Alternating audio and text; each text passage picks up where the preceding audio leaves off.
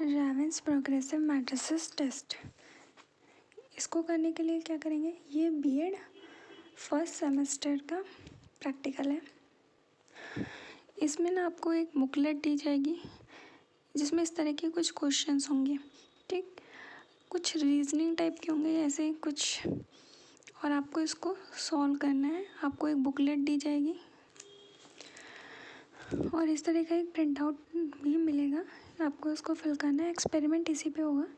Standard progressive matrices sets A B C D E, ठीक है। आपको जो मैनुअल मिलेगी बुकलेट, उसमें सेट्स होंगे ए बी सी डी ई, ठीक है। उसके क्वेश्चंस को सॉल्व करना है। जो आपके आंसर्स होंगे, आपको सेट ए के, जैसे कि पहला क्वेश्चन है तो उसका आंसर अगर आपको 4 लगता है तो आपको यहाँ पे 4 लिखना है।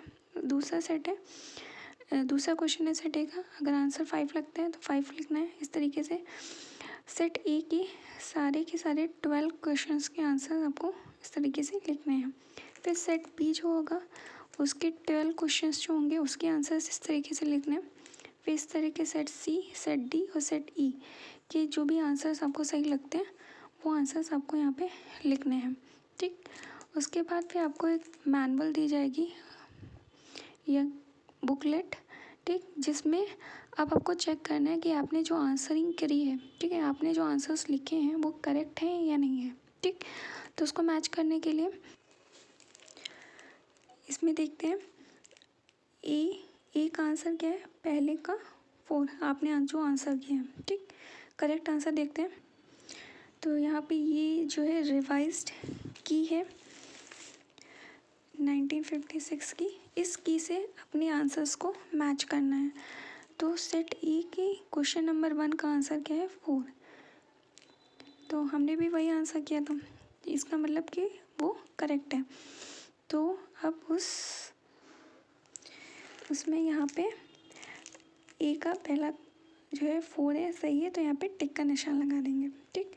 फिर इसी तरह से ए का सेकंड क्वेश्चन का ऑप्शन दिया है हमने 5, ठीक। चेक करते हैं सही है या नहीं।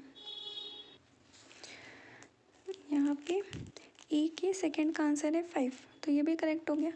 इस तरीके से हमें सारे आंसर्स को चेक करना है कि कौन से क्वेश्चंस सही हैं, कौन से आंसर्स गलत हैं। सही के आगे सही का निशान और गलत के आगे गलत का निशान। उसके बाद फिर नेक्स्ट क्या करना है कि जितने क्वेश्चंस सही हैं, ठीक, उन सबको हमें ऐड कर लेना है। जैसे कि इसमें सारे 12 क्वेश्चन सेट ए के सारे 12 के 12 जो हैं वो सही हैं, ठीक। इसमें देखते हैं तो सेट बी के जो है सारे के सारे क्वेश्चंस सही हैं, ठीक। और इसमें देखते हैं तो सेट सी के सिर्फ 9 ही क्वेश्चन सही हैं। ये हर इंडिविजुअल पर डिपेंड करता है कि उसके कितने सही हैं और कितने गलत हैं, ठीक। ये वाला गलत है और ये वाला गलत है और ये वाला गलत है। सेट डी में जाते हैं तो सेट डी में जो है ये 2 क्वेश्चंस गलत है और इसमें जो है 3 गलत है सेट ई में, तो ये हो गए 9, ठीक। तो इस तरीके से जितने करेक्ट क्वेश्चंस थे उसको हमने काउंट कर लिया।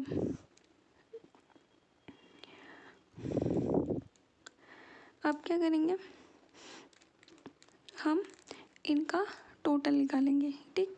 कितने क्वेश्चंस हमारे सही हैं उनका टोटल। तो अब इसको जोड़ते हैं, जितने क्वेश्चंस सही थे 12, 12, 9, 10, 9, ठीक।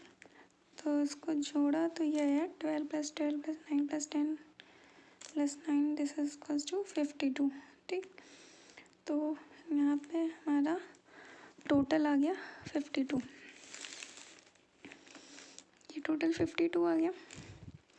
अब क्या करना है आगे, अब इसमें हमें ये मैनुअल में टेबल 2 में जाना है। टेबल 2 में हमारा टोटल रॉ स्कोर कितना आया था 52, तो यहाँ पे 52 के अगेंस्ट में, ठीक, हमारा एक्सपेक्टेड स्कोर कितना है 12, 11, 11, 11, 8, ठीक। तो इसको हम क्या लिखेंगे इस वाले, हाँ तो टोटल रॉ स्कोर कितना आता है 52। तो 52 के आगे ये टेबल नंबर 2 है, टेबल नंबर 2 से 52 के आगे क्या है एक्सपेक्टेड स्कोर्स कितने हैं 12, 11, 11, 10, 8। तो ये वाले वैल्यू हम लोग इस वाले टेबल में लिख देंगे।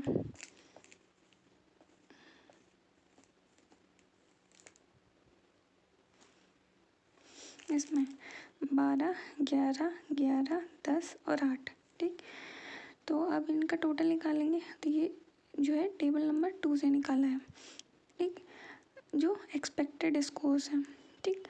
रियल स्कोर्स कितने हमारे थे, कितने करेक्ट थे 12, 12, 9, 10, 9, 52, ठीक। और मैक्सिमम स्कोर मतलब हर सेट से कितने क्वेश्चंस मैक्सिमम सही हो सकते हैं तो 12, तो हर एक सेट के 12 12 हैं तो टोटल हो गए 60, ठीक। हमारा रॉ स्कोर कितना आया था, जितने करेक्ट क्वेश्चंस थे वो थे 52, ठीक। एक्सपेक्टेड स्कोर्स कितना था, जो हमने 52 के सामने जो वैल्यूज़ दी हुई थी टेबल नंबर 2 में, ठीक। अब हम क्या निकाल रहे हैं अंतर, यानी कि जो हमारा रियल स्कोर है और जो एक्सपेक्टेड स्कोर है उसके बीच का डिफरेंस, ठीक। तो 12 12 का डिफरेंस 0, 12 11 का डिफरेंस +1, 9 11 का डिफरेंस -2, 10 10 का 0, 9 8 का +1 और 52 52 का 0, ठीक। तो इस तरीके से ये वाले टेबल कंप्लीट करेंगे। अब टेबल कंप्लीट करने के बाद टेबल 5 में जाएंगे, ठीक। ये टेबल 5 में हमने रॉ स्कोर कितना निकाला था 52, है ना, हमारा रॉ स्कोर आया था 52। और इस टेबल 5 में ऊपर की ओर ये लिखा हुआ है क्रॉनिकल एजेस, ठीक, और इधर लिखा हुआ है परसेंटाइल। तो अब हमें नेक्स्ट जब टेबल कंप्लीट हो जाएगी तो उसके बाद हमें परसेंटाइल निकालना है, परसेंटाइल पॉइंट्स, ठीक। तो रॉ स्कोर कितना था 52। आपकी जो भी एज है जैसे कि 26 साल है या फिर 27 साल है, ठीक है, तो वो किस ग्रुप में आ रही है 25 के करीब आ रही है। अगर आपकी उम्र जो है वो 29 है तो आप इस कॉलम में देखोगे 30 वाले कॉलम में। अगर आपकी एज जो है वो 24 या 26 के आसपास है तो आप 25 वाले कॉलम में देखोगे। अगर एज जो है वो 20 के आसपास है तो आप इस वाले कॉलम में देखोगे अपने रॉ स्कोर के हिसाब से, ठीक। तो हमारा रॉ स्कोर आया था 52 और एज जो है वो हम 26 के आसपास मान के चल रहे हैं। तो इस हिसाब से 25 के आगे ये है 54 और हमारा रॉ स्कोर 52 इसी के आसपास आएगा। और इसके ठीक सामने जो है वो है परसेंटाइल पॉइंट, जो कि आ रहा है कितना यहाँ पे ये 54 के ठीक सामने आ रहा है परसेंटाइल पॉइंट 90, ठीक। तो हम क्या करेंगे जो एज है, ठीक है, जिसके नियर अबाउट आ रही है 25 के नियर अबाउट अगर एज आ रही है और रॉ स्कोर आपका 52 54 के नियर अबाउट है और 55 तो और ज़्यादा दूर चला जाएगा, तो 54 के नियर अबाउट है। तो 54 के ठीक सामने क्या है 90, परसेंटाइल पॉइंट क्या हो गया 90। हमें यही स्कोर निकालना था कि परसेंटाइल पॉइंट क्या होगा, ठीक। जब हमें परसेंटाइल पॉइंट पता चल गया अब हमें निकालने हैं ग्रेड्स, ठीक। 90 परसेंटाइल पॉइंट्स हो गया, उसके बाद फिर एक और टेबल दी जाएगी। ये ग्रेड्स की तरह ये मैनुअल की टेबल नहीं है बट कुछ ऐसा ही होगा, ठीक। आप देख लीजिएगा ग्रेड्स होंगे 1 2 3 4 5 इस तरीके से ग्रेड्स होंगे। और जो भी परसेंटाइल पॉइंट होगा जैसे कि 95 परसेंटाइल पॉइंट है, ठीक है, तो उसके आगे डिस्क्रिप्शन लिखा होगा कि इंटेलेक्चुअल सुपीरियर, ठीक। इसी तरह से अगर आपका परसेंटाइल जो है वो 90 के आसपास है तो आपका डिस्क्रिप्शन लिखा होगा definitely above the average in intellectual capacity, ठीक।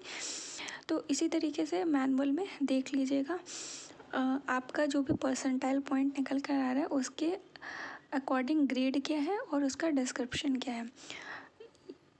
और यहीं पे इस तरीके से ये एक्सपेरिमेंट ख़त्म हो जाएगा।